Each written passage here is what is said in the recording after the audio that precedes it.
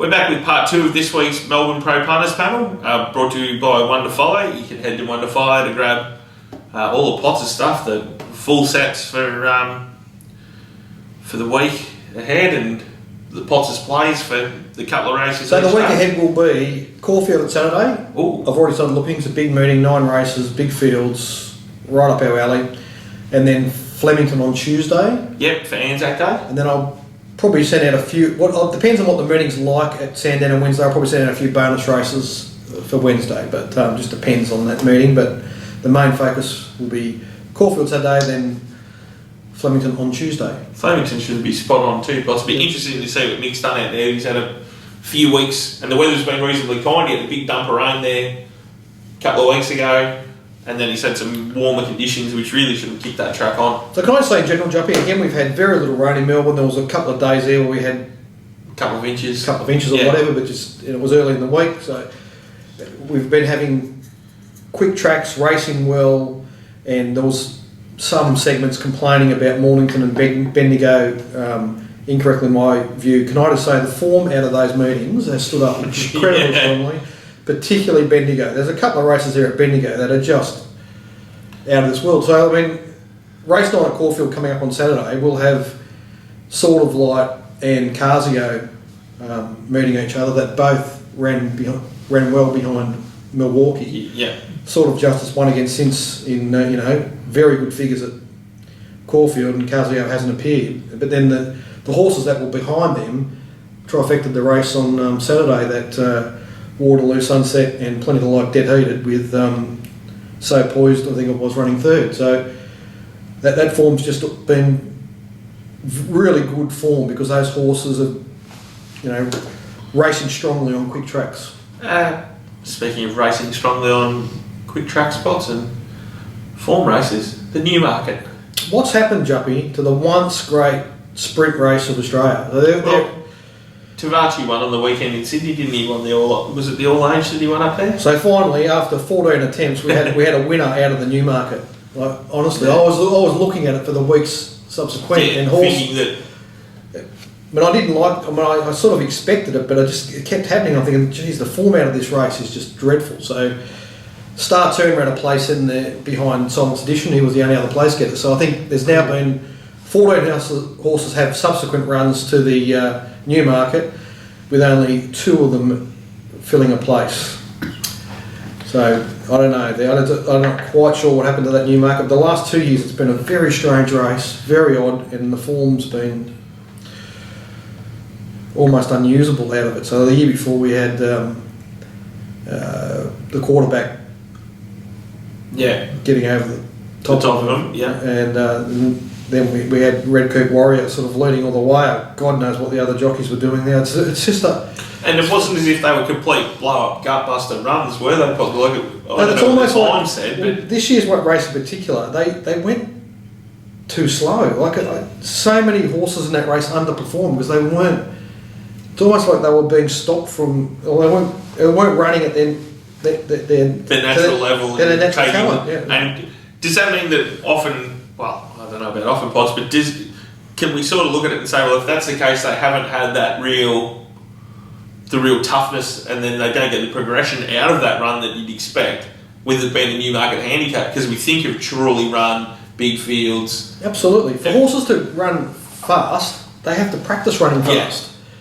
And they build, you know what I mean? And it's like they build incrementally, a length by a length and a length, you know what I mean? And when they have to run in these really slow tactical races, it does take something away from them. They're not getting the same benefit they get out of running and being tested.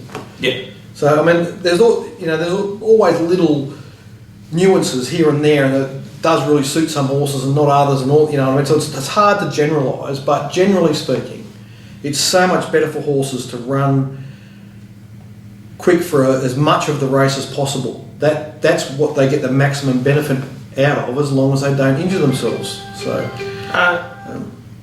just on a different subject, Bots, a question that's just popped into my head that I'll ask you, because you'll have a bit of a handle on it dealing with them. Charlie Appleby's got a couple in the Sydney Cup this weekend. very unusual situation where it's these horses have essentially had a 3,200 metre run going into a 3,200 metre run. And was it also in the spring where the Charlie Appleby horses were good first up but were much better second up? The one that springs to mind, Francis of Assisi, is the one that I'm... I think that huge peak run might have come at his third run in Australia. The one that won the Saab, or whatever we call it these days, improved drastically second up, but then ran flat in the Melbourne Cup. Okay.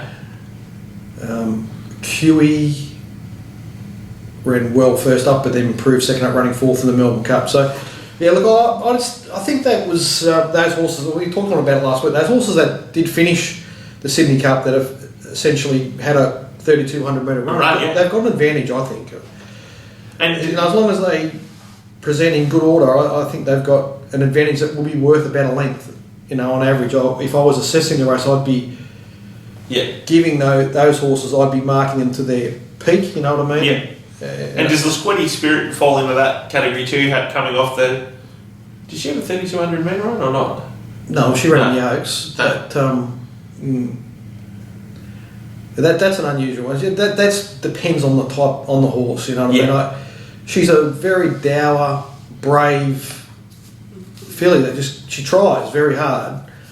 She's an interesting runner, like that. So she's coming from what essentially would have been a fast run, I'm assuming, a fast run 2,400 metre race, because she made it fast run, going up to a 3,200 metre race where you can't go at that tempo. If she tries to go at that tempo, she'll be gassed at the 800. She'll get very tired. But so you have to be able to cope with that change of tempo, which is a big challenge for horses. And but she's got something different, so she might have something to offer. But I doubt it. I think the other genuine stayers will be a bit too powerful for her. So that's probably nearly the highlight of the weekend. But as you said, we've got the Anzac Day meeting. There's something I wanted to talk about, Juppie. We're talking about the recent run of fairly quick tracks in Melbourne. So Caulfield was another example of that on Saturday. You could make ground, you could do all sorts of things, but it was just better to be on pace because the track was racing quick. The ride-on paces kept going, so it meant they were, they were the starting point. They were the horses you had to beat. Now, pre-race, John Sadler made the point that observational's a back marker, and he thought his horse wasn't suited. So they thought they had no hope if they just rode him normally, which is conservatively. Yep.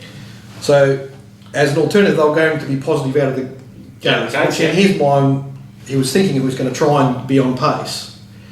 Now they did that. They were positive out of the gates. They forced through and held a position. Now what that does, that means the wider draws, the horses that are coming across that have actually got more natural tempo, they have to go quicker to get to their positions. So it forces the field, it increases the tempo of the field by half a length or a length. And that meant that horse then, it was able to build its momentum earlier in the race than it normally would have. It travelled really sweetly, and it was able to get over the top of them and win quite comfortably. I would just implore a lot of trainers that have got back markers that is so regularly a better way to ride your horse than just sort of thinking I'll come out quietly, not move on it. I mean, you have to do that on horses that have one short sprint. Or horses that get fired up and wasted all of their energy if you move on them, right? But horses that can be ridden, you're so much better holding a position and forcing the others to actually earn the position in front of you. That takes a lot of their energy away from them. And that race was a perfect example of it, and it's going to be a fairly high rating 2,000 metre race as a result of a lot of horses holding their position. So there we go. There's another note I see you've got there, and it was Tom Melbourne, scratch from the wide gate. Wouldn't you have just gone forward anyway? Yeah. I mean, I just... the reason I wrote that down was at the start of the autumn campaign, it was clear from his barrier trials and jump outs that they were going to experiment with riding him more conservatively. And at the time, we had one of the shows with Ralphie. Ralph thought it was a crazy idea, and I said, well, look, in my opinion, we don't know the outcome of this experiment yet. But at this stage, the experiment's been a complete failure. They've just confused themselves now, and now they're not sure what to do with the horse, what his best situation is. I think they've left themselves confused. I mean, luckily it's Lee Freeman's in control. Hopefully he can get through to the. Hopefully he's in control because he'll sort it out. But at this stage, what the experiment that they undertook has been a complete flop. Right. I just would have thought, and as I sort of half mentioned there, Pot said if you drew 18, you go forward, he can sit in the right part and at least be a chance in. Well, on his old stall, he would have, but they've messed with it, Juppy. So there you don't.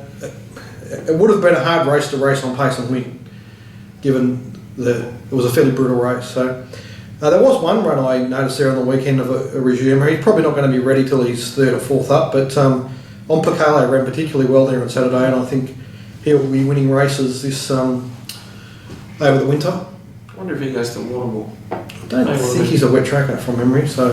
Stop saying it's going to be a wet track at Warrnambool, Pots. This fine weather's going to continue for another 2 weeks. I want to get round in a short sleeve shirt. Pots, you got a winner coming up, or have you seen a maiden to look out for?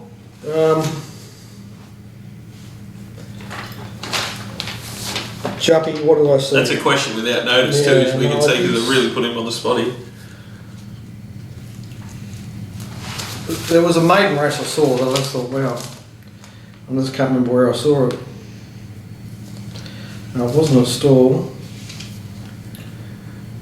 Oh, it was at Warrignaville, which you wouldn't have thought, but I think this was a maiden. It was won by One and Warrior, anyway. So yeah, no, I think that was it about race 3 or 4 or something. Race 4, yeah. Yeah, I think it was a maiden. The time looked particularly quick, so I mean I don't know the horses all that well, but I would think there'd be some form coming out of that maiden won by One and Warrior. Yeah, keep an eye on that. It's like it was a fair quick track, leaders track, which it normally is at Warrignaville just because it's a tight track. So yeah. When I was reviewing the race, I flicked through the form of the horses behind it. It was a competitive race, and they all had form. So it just had the appearance of being a strong maiden. Also, Potts, I get a real treat. I get to go to Cranbourne on Friday night. Now, I know it's only put on for the pubs and clubs and the people at home, but I mean, it is something that we need to look at. They want to put more of them on, but can't we wrap these up by the time the footy season finishes? There'll be, and why are you going though? Why do you need to go? Well, we need to work. We've all got to eat, Pots. So there'll be. Well, you should be thankful you got a job. Are you clerking there, are you? Yeah, I'm clerking there on Friday night. But that's issue number 2 with Cranbourne. We need to get the jump outs. Well, I think those meetings are good. I think they have a place. I'd rather them race on a Friday night. I mean, I'm not going to get heavily involved in them, because like I said before, we have to make a choice on what meetings you're better at. But I think there is an audience for those type of meetings. Yeah. Whereas I don't think there is any kind of audience for most of the Monday meetings, really. It's very small. It's very small. The only thing with the Monday meetings is they normally are at further away venues than what Cranbourne and Pakenham are. Right. They're the ones that are going to be sort of like there'll be the it's little clubs that I worry about, the Bairnsdales, the Chukas, these sort of giants that might lose a few meetings if these Mondays start getting absorbed and moved. But well, I'm sure they'd rather race on another day other than Monday. Yeah, their turnover would be higher. But anyway. Well, Cranbourne, my 2 issues are A, name the jump outs, and B, make sure the footy's on in the betting ring. Because if not, I'm bringing my own tally and I'm going to plug it in and watch the footy. Any early thoughts on the footy, Jumpy, or is it too early in the week for that? Man, there's a little one. It'll be really interesting. The game, I probably won't send it out, but the Anzac Day game, it'll be a massive game, but not sure Potts and Collingwood should be favourites. Are they favourites? They're favourites at the minute, and I don't know whether that should be the case, but they're 2 teams that's just not really clicking. It's probably a good time for them to meet one another. But could be a nil or draw, Jumpy. Take the others. You know what'll happen then, don't you? There'll be no defence and it'll be 280 points. Essendon ran into an Adelaide team that, to my ratings, are the best team in the comp. So there's a game that interests me, Juppy. The Crows playing the Gold Coast. Yeah, the Gold Coast. Be a very interesting game. What's the line on that game? I think it's about 19.5, something like that. I'm just guessing there. I don't know, but I think it's somewhere around that. It should be a very interesting game, that one. There's some good games this weekend, so Make sure you head to One to Fly. You can get the AFL tips. You can get Brendan Richards' NRL tips. You can get all pots of stuff. Rat's jumped on board, so there's a bit happening, and I'm pretty sure he's just about tipped a nice winner in his first. Always helps, doesn't it? As opposed to me. You know, the first thing that went out today, Wong, I think. Yeah, so there was a free set for Wong, so make sure you have a look at it and you just get the idea. Aaron Barbie, he's just a quiet achiever over there in SA, doing a good job, so he doesn't get much of a runny, so we'll give him a run. So make sure you head to One to Fly, there's a heap of stuff there. There might even be a little bit of extra content come Warrnambool while I'm down there. I'll try and do a bit, round up a couple of interesting characters, Pots. Including a Leviathan owner that might have 3 or 4 runners there. We'll see if he wants to come on and have a chat. Alright, punters, good luck, and we'll speak to you shortly.